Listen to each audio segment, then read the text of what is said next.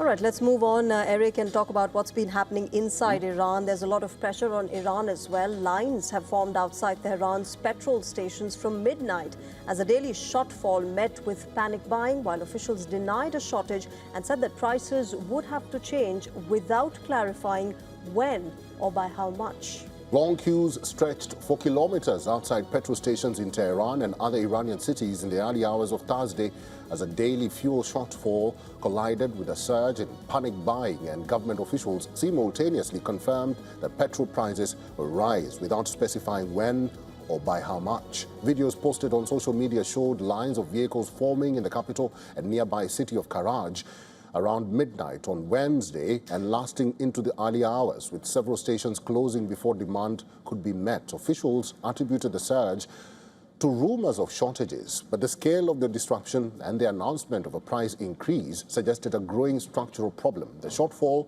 of 15 million litres per day is a result of U.S. sanctions that have curtailed imports, U.S.-Israeli strikes on Iranian refining infrastructure, and the naval blockade of Iranian ports that has been in place since the war began on February 28th.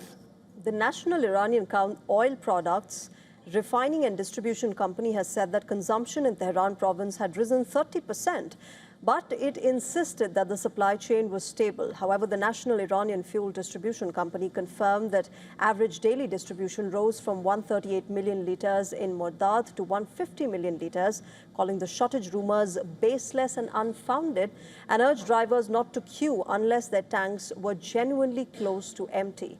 The Vice President of Iran for Executive Affairs, Mohammad Jafar, said on Wednesday evening that fuel prices would have to change. He added, quote, "We need to sit down with all those involved and then inform the public of the outcome." He acknowledged the current subsidy system was unfair, with car owners benefiting from more subsidized fuel than those without vehicles. Any fuel price increase in Iran, remember, carries significant political risk as well. Tehran's last attempt to raise petrol prices in November 2019 triggered the bloodiest crackdown on protests since the 1979 revolution up to that point, killing an estimated 1,500 people as per human rights organizations. More recently, in December last year, Iran was swept by nationwide protests sparked by persistent hyperinflation that security forces suppressed with lethal force, with tens of thousands of casualties, as per reports.